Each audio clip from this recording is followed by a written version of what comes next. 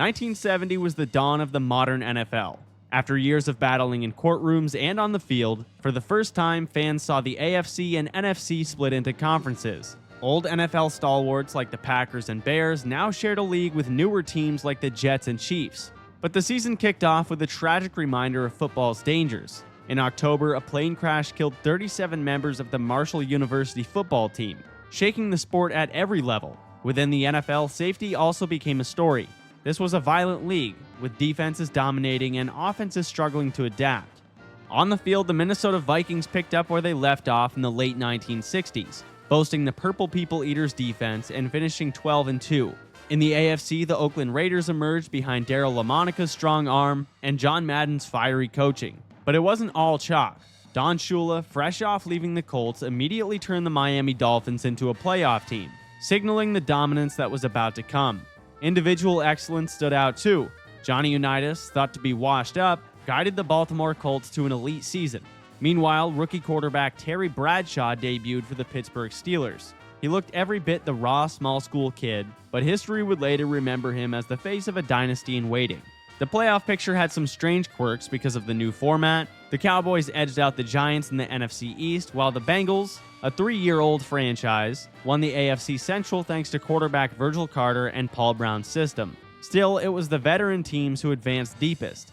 In the NFC, the San Francisco 49ers and MVP quarterback John Brody stunned the Vikings in the divisional round, knocking out the team many thought would march to the Super Bowl. In the AFC, the Raiders battled the Dolphins in a dogfight before finally wearing Miami down. That set up the first ever AFC Championship game, where the Colts defense clamped down on Oakland, holding them to just 17 points. In the NFC, the Cowboys rode their doomsday defense to beat the Niners and reach the big stage. Super Bowl V was messy to say the least. Played in Miami, it's still nicknamed the Blunder Bowl. Between the Colts and Cowboys, the game featured 11 turnovers, missed kicks, and sloppy execution throughout. Johnny Unitas left early with an injury, and Dallas quarterback Craig Morton looked lost against Baltimore's defense. In the end, kicker Jim O'Brien's late field goal lifted the Colts to a 16-13 win, their first Super Bowl victory, and one that doubled as redemption for blowing Super Bowl III to Joe Namath and the Jets. Chuck Howley of the Cowboys became the first and still the only player from the losing team to win Super Bowl MVP. Despite the heartbreak that would haunt them for the next 12 months, Dallas seemed to be next in line. The Raiders remained a constant thorn in everyone's side, and the seeds of multiple all-time teams were planted.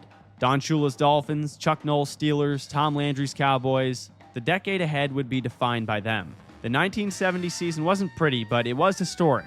It was the awkward first step into the NFL we recognize today, and the sense that football was about to overtake baseball as America's game.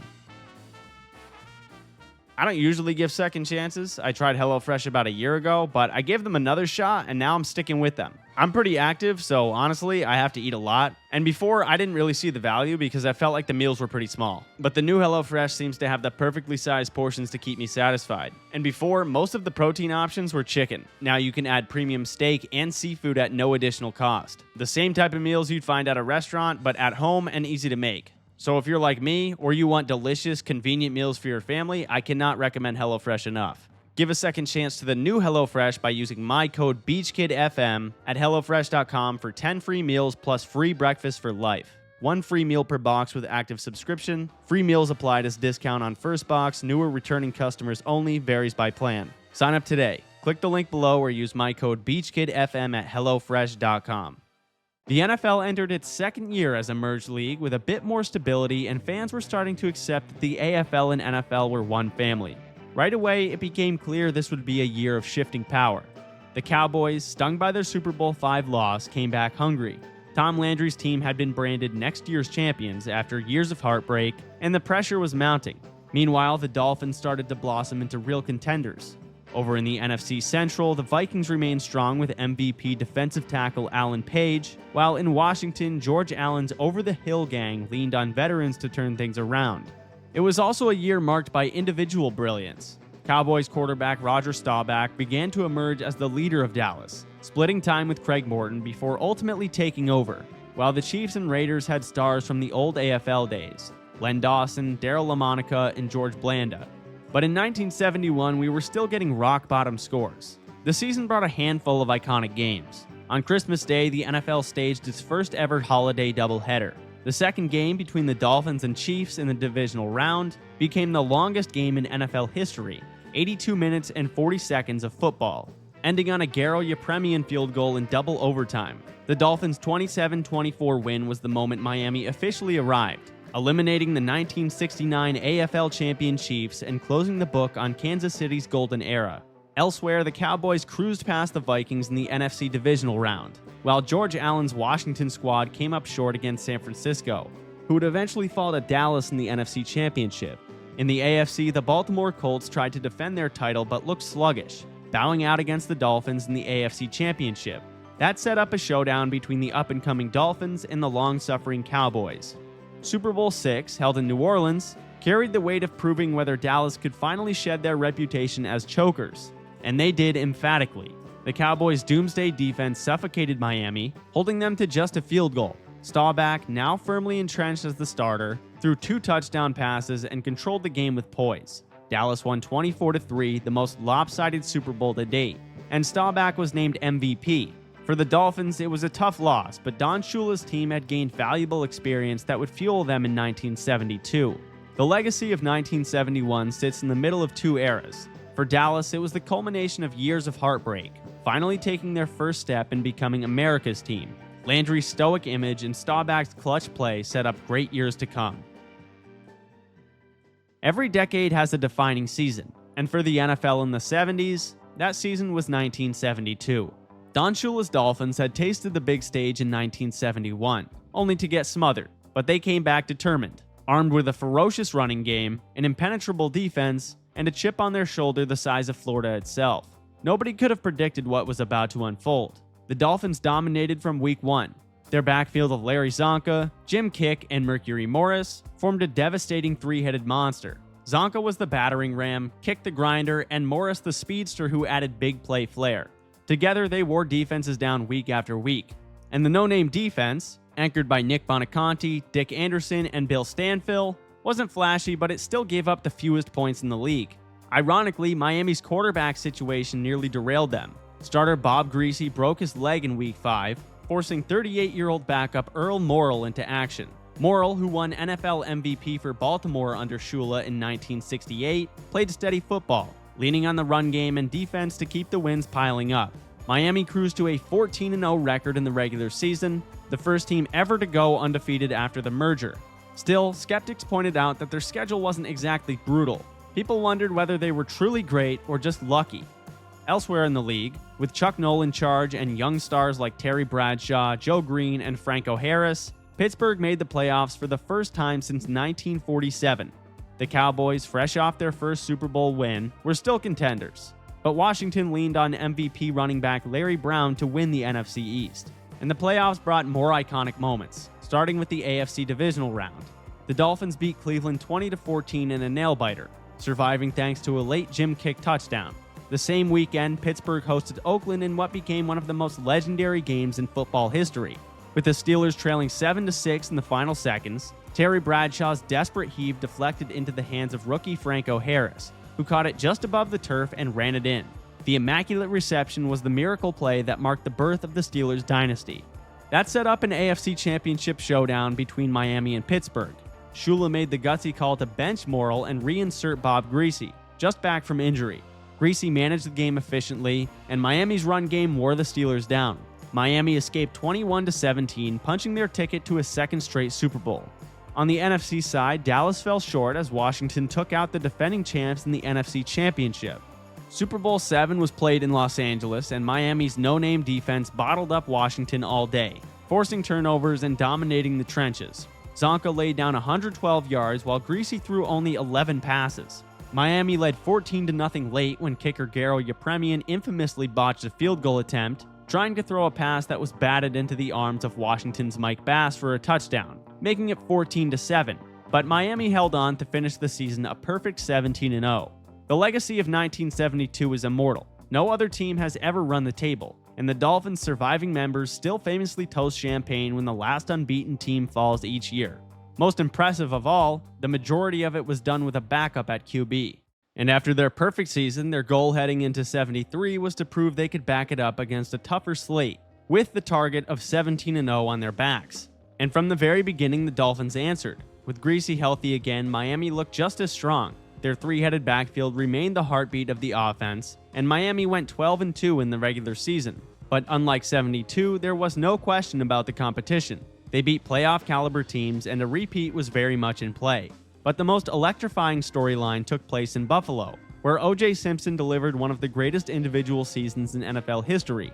In a 14-game season, Simpson rushed for a record 2,003 yards. He averaged 143 yards per game in an era where defenses mauled running backs with impunity. Simpson's explosiveness and ability to hit daylight runs behind the Electric Company offensive line made him must-see television.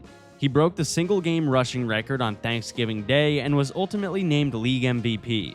Other teams made their presence felt too. In the NFC Central, the Minnesota Vikings, led by Fran Tarkenton, and their all-time defense, bounced back into championship form. Teams like Dallas, Oakland, Cincinnati, and LA were dangerous too. But the playoffs began with Miami rolling past Cincinnati in the divisional round. In the other AFC matchup, Oakland eliminated Pittsburgh, putting off the Steelers' rise for at least one more year. The AFC Championship was not much of a challenge for Miami though. Shula's squad leaned on Zonka, who wore down Oakland's defense, and Miami advanced with a 27-10 win. In the NFC, Minnesota and Washington clashed in the divisional round, with the Vikings winning 27-20. The Rams fell to Dallas in the first round, but Dallas would go on to get steamrolled by Minnesota in the NFC Championship. Fran Tarkenton, who had just returned to Minnesota after a stint with the Giants, was now heading to the Super Bowl. And Super Bowl VIII was played at Rice Stadium in Houston. Miami came in as heavy favorites against the Vikings, and they lived up to it immediately. From the opening drive, the Dolphins dominated with their ground game. Larry Zonka bulldozed through Minnesota's defense, finishing with 145 yards and 2 touchdowns. Greasy barely had to throw the ball again, just 7 pass attempts. The Dolphins won 24-7 in one of the most lopsided and methodical Super Bowl performances ever. Zonka became the first running back to win Super Bowl MVP.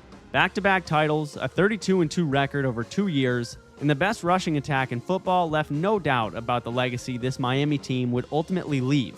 In a decade soon to be dominated by dynasties, Miami had established themselves as the first true powerhouse of the 70s. But the Vikings were now 0-2 in Super Bowls, developing a reputation for coming up short on the biggest stage.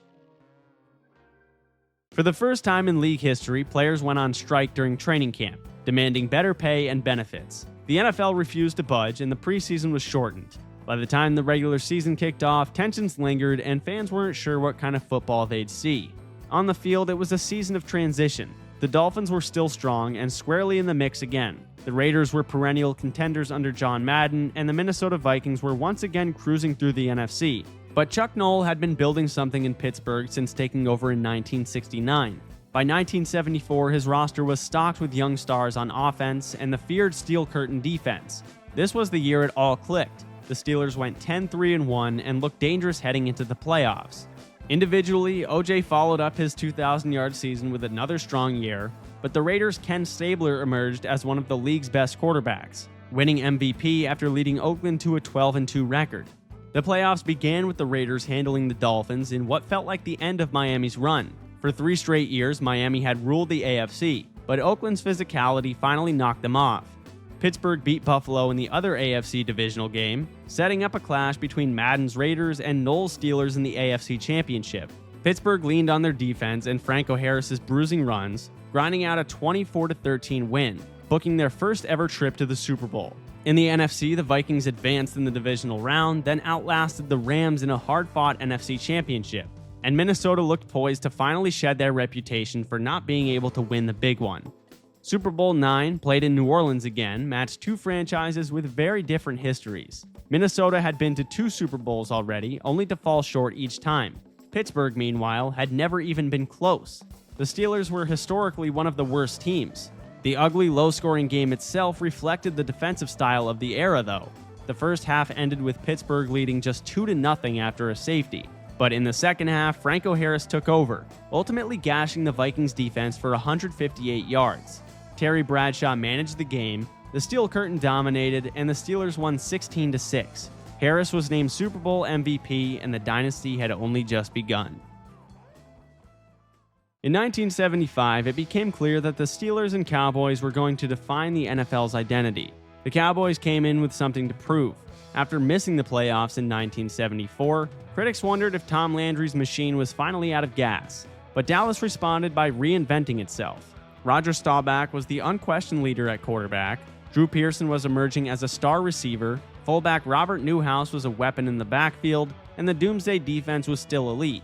The Steelers, meanwhile, only got scarier. Terry Bradshaw was still inconsistent, but he didn't have to be great. Franco Harris mostly carried the offense, while Lynn Swann and John Stallworth started making plays in the passing game. But the team was really about Mean Joe Green, Jack Lambert, Jack Ham, and numerous others punishing offenses. Pittsburgh went 12-2, tied for the best record in the league. Elsewhere, the Vikings cruised to a 12-2 record themselves behind MVP Fran Tarkenton. And the Rams, with one of the deepest rosters in football, also went 12-2.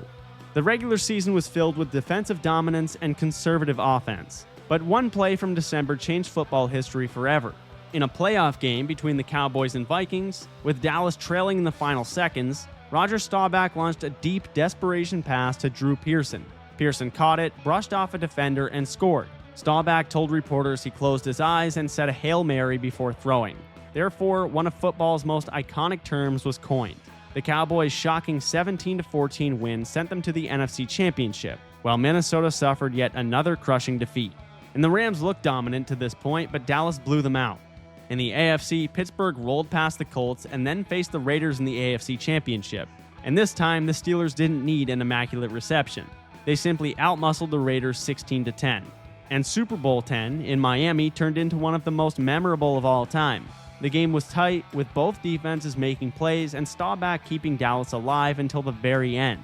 But the difference was Lynn Swann. Despite being knocked out of the AFC Championship with a concussion, Swann delivered a legendary performance, making one of the greatest catches ever. He finished with 161 yards on just 4 catches and became the first receiver to win Super Bowl MVP. Pittsburgh held on 21-17, repeating as champions. The Steelers were a juggernaut that seemed unbeatable in big games. The Cowboys, though, had reasserted themselves as a team that looked like they would contend for the rest of the decade. In 1976, the league expanded, adding the Seattle Seahawks and the Tampa Bay Buccaneers, bringing the NFL to 28 teams. The Bucs were historically bad, though, losing all 14 games and quickly becoming the laughingstock of the league. The Seahawks at least managed to win 2 games under quarterback Jim Zorn, but both franchises were clearly fighting an uphill battle. And while the league expanded, the competition at the top grew even tighter. In the AFC, Colts quarterback Burt Jones won MVP, and the Raiders were once again great, finishing 13-1. Oakland had been excellent for years, but kept losing to Miami or Pittsburgh in the playoffs. This team, though, looked different. Ken Stabler led the offense, Fred Biletnikoff and Cliff Brandt stretched defenses, and Mark Van Eegen powered the run game. On defense, Jack Tatum was perhaps the most punishing defender of all time. But in New England, the Patriots, usually an afterthought, suddenly rose into contention. Powered by a young quarterback in Steve Grogan and a run game led by Sam Cunningham, the Patriots handed Oakland their only regular season loss, an emphatic 48-17 beatdown. New England finished 11-3, announcing themselves as a new AFC threat. Meanwhile, the Steel Curtain defense remained dominant. The NFC continued to be dominated by the same 3 teams, the Vikings, Cowboys, and Rams. And the regular season set the stage for one of the most intense postseasons of the decade. In the AFC divisional round, Oakland avenged their regular season humiliation by beating the Patriots 24-21 in a controversial game remembered for a questionable roughing the passer call that extended the Raiders' game-winning drive. Many New England fans still call it one of the worst calls in NFL history. The other AFC matchup was less dramatic. Pittsburgh demolished the Colts 40-14 to set up yet another Raiders-Steelers showdown in the AFC Championship. Pittsburgh had been Oakland's kryptonite, but this time the Raiders overpowered the Steelers 24-7. In the NFC, Minnesota edged out Washington in the divisional round, while the Rams beat the Cowboys in the other. And the NFC Championship was a defensive battle in which Minnesota's experience carried them to a 24-13 victory. Fran Tarkenton and Bud Grant were back in the Super Bowl for a 3rd time. And Super Bowl XI in Pasadena was supposed to be a clash of styles. The rugged, playoff-tested Vikings against the flashy, desperate-to-win Raiders. Instead, Oakland dominated from the second quarter on as Clarence Davis ran wild for 137 yards. The Raiders led 16-0 at halftime and never looked back, cruising to a 32-14 victory. Fred Biletnikoff earned MVP honors, and John Madden finally lifted the Lombardi Trophy. It was a redemption for Oakland. A team branded as postseason chokers just like the Cowboys before them, they now had validation.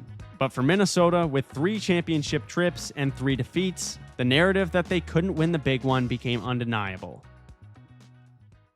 1977 was the final 14-game season, and no story in the regular season was bigger than Walter Payton. At just 24 years old, Payton carried the Chicago Bears on his back. On November 20th against the Vikings, while battling the flu, Payton produced one of the greatest single-game performances in NFL history, setting a new record by rushing for 275 yards. He finished the year with 1852 in just 14 games and won league MVP. The Bears weren't a true contender, but Payton had established himself as the league's best player. Elsewhere, the defending champion Raiders remained strong at 11-3, though they had to fend off challengers in the AFC. The Broncos, longtime bottom dwellers, stunned everyone with a 12-2 record.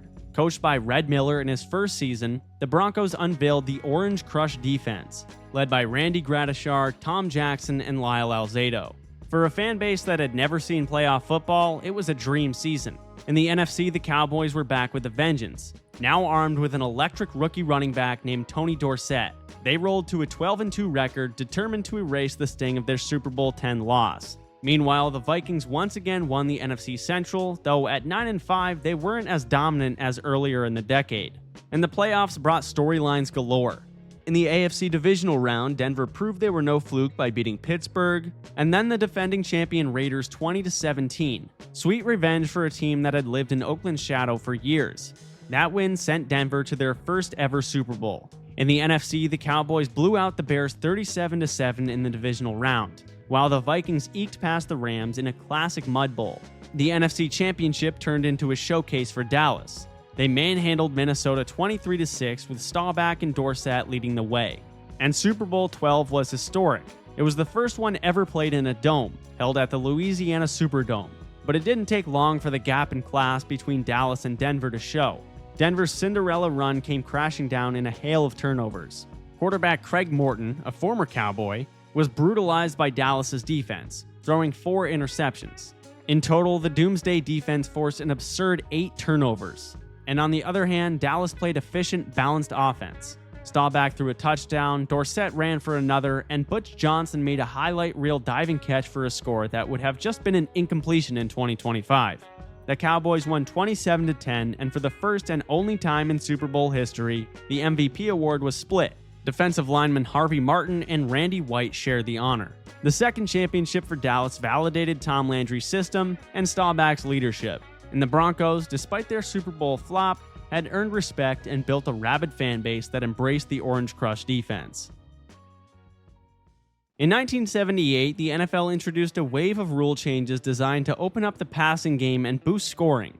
Defenders could no longer bump receivers beyond 5 yards, offensive linemen could now extend their arms in pass protection, and the league added 2 extra games to make it a 16-game regular season.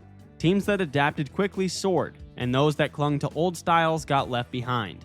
The biggest beneficiaries of the new rules were the quarterbacks. For years, defenses had mauled receivers and controlled games. Now passers had more freedom, and offenses began to evolve. Fran Tarkenton, Roger Staubach, Terry Bradshaw, and Ken Stabler all saw their roles expand, while younger passers like Archie Manning in New Orleans got more opportunities to shine. In the AFC, the Pittsburgh Steelers reigned supreme. Already 2-time champions, Pittsburgh blended the old-school power of Franco Harris with a newly unleashed passing attack featuring this year's MVP in Terry Bradshaw. Their steel curtain defense was as nasty as ever, and the Steelers finished 14-2. The Houston Oilers, meanwhile, unveiled rookie first overall pick Earl Campbell, who immediately became one of the most feared running backs in history. Campbell rushed for 1,450 yards and 13 touchdowns, winning Offensive Rookie of the Year and making Houston relevant again. In the NFC, the Cowboys went 12-4, the Rams maintained their spot as contenders, while the Vikings won the NFC Central again, but at just 8-7-1, they were really starting to show their age. Plus, the Atlanta Falcons entered the chat, making the playoffs for the first time in franchise history. So the playoffs were a mix of old and new. In the AFC, Campbell and the Oilers stunned the Dolphins in the wild card round. then beat New England but lost to Pittsburgh in the AFC Championship, who marched into the Super Bowl, outscoring opponents 67-15 across 2 playoff games. In the NFC, the Falcons made history by beating the Eagles in the wildcard round, only to lose 27-20 to Dallas in the divisional. The Rams eliminated the Vikings, but Dallas crushed them 28-0 in the NFC Championship. For the second time in 4 years, the Super Bowl would be Steelers versus Cowboys. And Super Bowl 13, played in Miami, is often called the greatest Super Bowl of the 20th century. Both teams were loaded with Hall of Famers and entered at the height of their powers. In the game, Terry Bradshaw threw for 318 yards and 4 touchdowns, repeatedly finding Stallworth and Swan for highlight plays. Staubach answered, though, leading Dallas on multiple scoring drives. But the game's most infamous moment came in the third quarter. With the Cowboys trailing 21-14, tight end Jackie Smith dropped a wide-open touchdown pass in the end zone. Bradshaw and the Steelers pounced, pulling away to a 35-17 lead. Dallas rallied late, but Pittsburgh held on for a 35-31 win in a shootout that exemplified the new era of football. The Steelers became the NFL's first 3-time Super Bowl champion, and Bradshaw got to add the Super Bowl MVP to his regular season one. The 78 season was very much a hinge point in NFL history. The rule changes stuck and transformed the game, setting the stage for the passing explosions of the 1980s and beyond. It ended with a classic Super Bowl, but more importantly, it changed the DNA of the sport forever.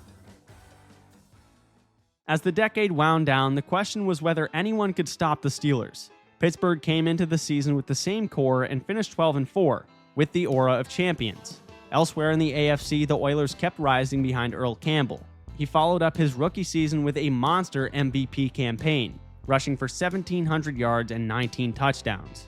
The Oilers' Love Ya Blue fan base packed the Astrodome, creating one of the decade's best atmospheres. The San Diego Chargers, with quarterback Dan Fouts and coach Don Coryell, brought something new to the league, a vertical passing offense called Air Coryell that pushed the limits of the new rules. They went 12-4, and Fouts became the first 4,000-yard passer of the decade, further proving that the NFL's future would look very different from its past.